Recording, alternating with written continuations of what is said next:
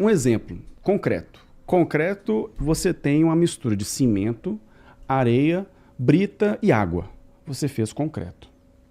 Aí, nessa divisão de concreto, você tem o concreto armado, que é o quê? Você vai fazer concreto e vai meter aço lá dentro, né? É o que você levanta as estruturas de uma casa e tudo mais. O aço que está dentro desse concreto já tem pesquisa para usar... Eu sei por que os caras usam. Olha só, agora eu vou ensinar vocês.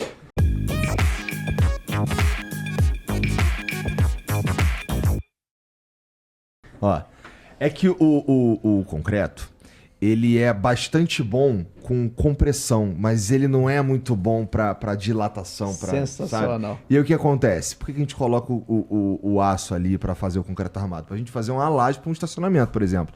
Porque senão, o concreto ele não tem uma boa resistência para isso aqui. Ele quebraria, né? Aí precisa do aço ali para compensar isso. O próximo vídeo o Igor vai fazer, tá? Sensacional isso aqui, entendeu? Olha só, convidado ali para participar de um programa nosso para explicar. Entendeu? Entendeu? Eu preciso desenhar. Como é? Não, convidadíssimo. Não, mas é show de bola. Você teve um conceito... Cara, esse é o tipo de conceito simples que a gente tem para apresentar. E é isso que falta mesmo. Você explicou sensacional. E é isso mesmo. Aprende com o teu pai. Porque eu estudei um pouco, como eu falei pra vocês, de edificações e tal. E tem alguma. E essas coisas, como elas me fascinam, por mais que eu não me considere. Eu não acho que é pra mim isso daí, porque tem outras coisas envolvidas que eu não me considero bom e nunca me considerei. Eu tô falando de matemática, tá? E aí, mas como as coisas funcionam, isso me fascina, sempre fascinou. Eu sempre gostei de física no colégio. O que me fudia era que eu tinha que fazer um monte de conta, entendeu? Mas, você falou no começo do motor elétrico. Cara, pra mim é fascinante essa porra. Entender, por exemplo, por que um tanque não usa pneu. Sim. Tá ligado? Então, assim, esse tipo de coisa pra mim é muito foda. E eu tava zoando. A gente tava falando dos materiais que você falou, não tem coisa melhor do que cimento, por exemplo, né? Aí tava falando do concreto armado. Aí que tá, já tem pesquisas para utilizar bambu. É isso. Bambu? Bambu. No lugar do... Calma aí. No lugar do aço, no concreto armado. Bambu. Agora você pensa. Não tem nenhuma piadinha lá igualzinho o Silvio Santos. E o bambu? Tu falou algumas vezes do passeio aí, eu fiquei, que filha da puta. Não,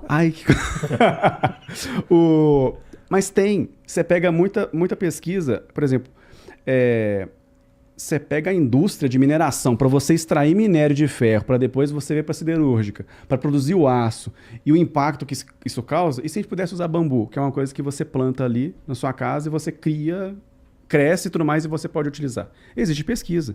E se não me engano, deu certo. Nossa! Vai precisar de bambu pra caralho. Existe alguns materiais compósitos aí já. Por exemplo, trocar aço por fibra de vidro. Isso a gente usa mesmo. Por exemplo, eu trabalhei numa empresa onde ela fazia Mas a é parte uma opção ao aço ou funciona melhor com a fibra de vidro? Depende. Exemplo. É o que eu estou falando. Na empresa que eu trabalhei, ela era um ambiente ácido. Então, por exemplo, você tinha tanques de aço sulfúrico. Tá. E é a produção mesmo da empresa. Então, o que acontecia lá?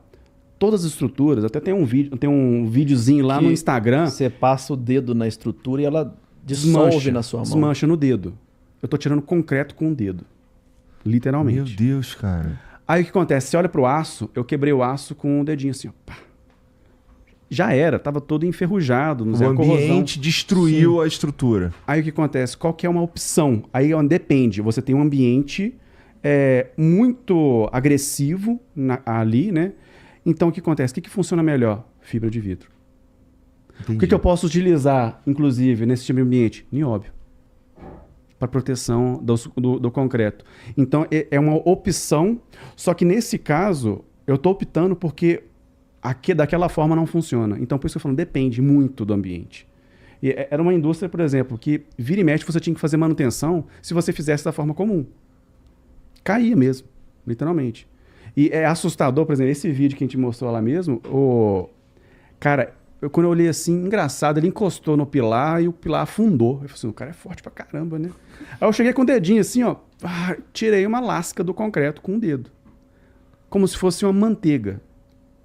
Isso me assustou. Aí você vai pesquisar um pouco O que você foi fazer lá? Os caras te chamaram porque tava dando merda. Não, eu trabalhava lá, aí o que acontece? A gente ia implantar novos projetos. Então, por exemplo, a gente estava implantando uma barragem para armazenar o rejeito todos esses processos dentro dessa barragem. E existem outras estruturas já construídas que precisavam de manutenção. Então, quando a gente batia, um dos projetos era, ó, vamos revitalizar essa estrutura. O que a gente precisa fazer? Aí, ó, a gente tem um problema. Tá caindo, tá dando problema. O que a gente precisa fazer para solucionar? Antes disso, você tem que ir lá entender o problema. Então, eu fui lá, vamos dizer, fiscalizar, dar uma olhada lá mesmo, montar um laudo, olha, tá feio, vamos chamar uma empresa aqui para fazer essa análise e tudo mais. O que a gente pode? Vamos buscar de material. Eu lembro que até mesmo a gente fez uma reunião, a gente saiu da empresa mesmo, foi lá no Rio, na COP, na universidade lá, buscando tecnologia da própria universidade mesmo, de pesquisa em relação a isso, ambientes agressivos. Então, é que tá, existe pesquisa, então a gente busca soluções aonde tem. Tô entendendo. Então pode ser que essas pesquisas aí acabem indicando que o material X é melhor do que o Y. Sim.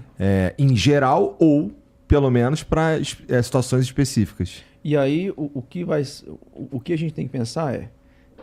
O problema vai ser sempre o custo. Porque se você faz... Na tua área também, porque a gente sabe, por exemplo, que o cobre não é o melhor material para conduzir energia. E, inclusive, hoje em dia, em muitas aplicações, o alumínio, que é um pouco pior que o cobre, por ele ser mais barato, é muito mais utilizado. Então, é sempre aquela coisa assim, olha, o